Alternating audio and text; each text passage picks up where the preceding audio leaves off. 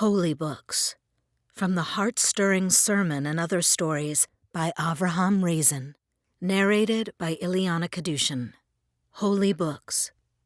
Note Shaikus, a well-to-do shtetl householder, who earned a living from money lending and a dry goods store managed by his wife, returned from the Bes Midrash, pleased and in high spirits. After the morning service, he had engaged the rabbi in a bit of a Talmudic dispute. The rabbi had resolutely held to his view, but Note Shaikus couldn't easily be dissuaded either. And it was he who emerged victorious.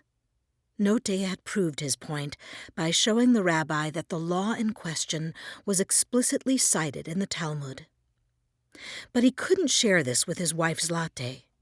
First of all, what does a woman know of these matters?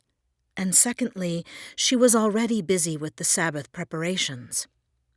On Friday, business in his dry goods shop was slow, and the hired girl could tend to the customers by herself. "Why are you so late?" Zlate said as she turned to him. "It's nothing." Note waved his hand disparagingly. "Set the table, Golde," Zlate said to her elder daughter, who stood bent over the potatoes, peeling them for the Sabbath cholent. Ever since Zlate had begun to manage her own household, she had been using potatoes for the cholent. Golde set the table and brought a pale roll for her father. After Note had washed his hands and said the prayer over bread, he went to the big bookcase and took out a small sacred text entitled Yodov Emunah. He sat, chewed the roll, and read, a habit he'd acquired over the years. He had to peruse a holy book while eating, otherwise he didn't enjoy his meal. Turning a few pages, Note noticed that the book was dusty and emitted a musty smell. "It's been a long time since we aired out the books," he chided himself. "It's a nice day. And there's a breeze, too. Yes, we'll bring the books out right now to be aired." After breakfast, he announced his decision. "Children," he shouted gaily, "help me air out the holy books. Air out the holy books. Air out the holy books," echoed throughout the house. All at once, everyone started running in all directions, like soldiers in a barracks, just before the division doctor makes an inspection. But this was a merrier, more spirited tumult. "Papa," the youngest son, Aaron, cried out joyfully, "we have to bring a bench to the yard to put the books on, right?" Of course," the father agreed, stroking the edges of his beard. "Hyene," Arla turned to his little sister with a bossy tone, "help me with the bench. Papa has to air out the holy books." As the two children hastily dragged out the bench, they knocked over the long, crooked oven poker, which fell on Zlate's foot. But she wasn't upset. On the contrary, her heart was filled with respect and awe for the holy procession. She didn't dare say a word. The father followed the children and showed them where to place the bench, then sent them back to the house for the books. The children began to carry the enormous set of the linen-bound Talmud with both hands. "One at a time," Note suggested. "You'll get exhausted." "Don't worry, Papa," Aaron shouted with joy. "Come, Hyene, let's get more." Note arranged the books on the long bench so that the wind could air out the pages. The wind boldly took to the mitzvah, turning the pages back and forth. The wind, it seemed, was a great Talmudic scholar. Now it was reading the opening section of He Who Places His Pitcher, and a moment later it was already up to the chapter He Who Sells a Ship. Then suddenly, the wind had a notion to study the entire volume all at once, and it turned all the pages to and fro from side to side.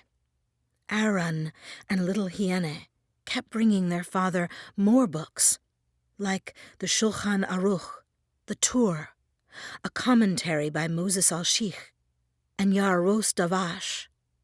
The wind studied them all diligently and turned one page after another as Note stood by, watching proudly.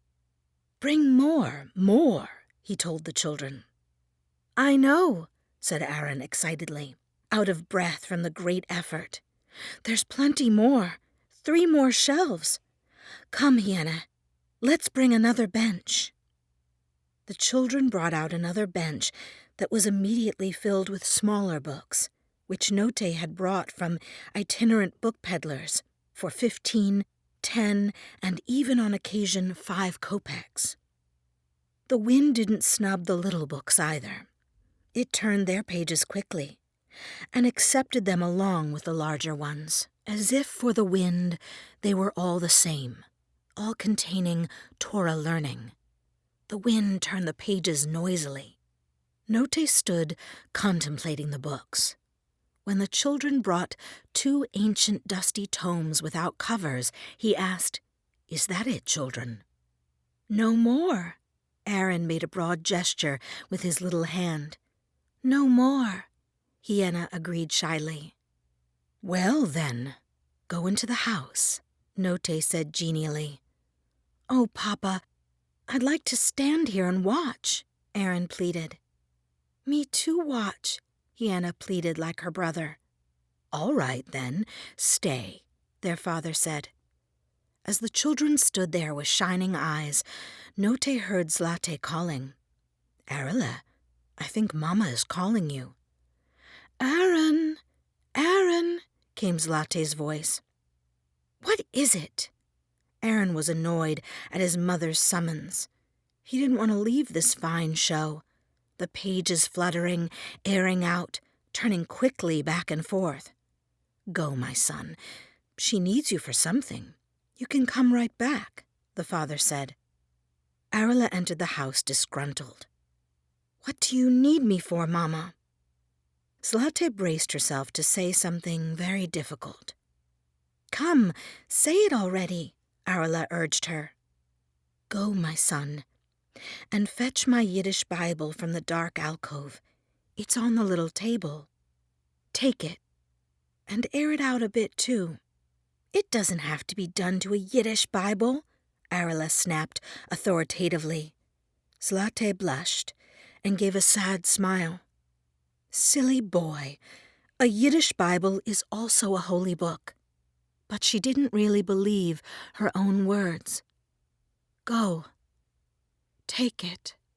Her voice broke, and she barely managed to conclude, "and bring it outside." Aaron obeyed his mother.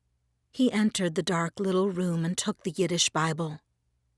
As he was about to leave, Zlate thought it over and stopped him. "You're right. It's not necessary." Aaron looked at his mother and sensed that she had become sad. He felt sorry for her, and affected by her mood, said, "No, I'll air it out." "Well, then," Zlate said hesitantly, "take it outside if you wish." She walked to the window, looked into the yard, and listened with pounding heart. "What did you bring now?" Note asked. "Mama's Yiddish Bible," Aaron shouted with a laugh. "Really?" Note too laughed affably. "She wants to air out her holy books too. Well, nothing wrong with that. With pleasure." Zlate watched as Note held the Yiddish Bible and turned the pages. Then, with a smile, he placed it among the big, thick holy books. "Oh, why did I insist on doing this?" Zlate reproached herself, seeing the wind turn the pages of her Yiddish Bible. Every once in a while, the pages of her favorite stories, like Rachel tending her sheep or Miriam and her drum, fluttered by. Zlate sadly thought how unpleasant a task this must be for Note. She deeply regretted her foolish deed, letting her son take her women's Yiddish Bible to air out with so many of the men's holy books.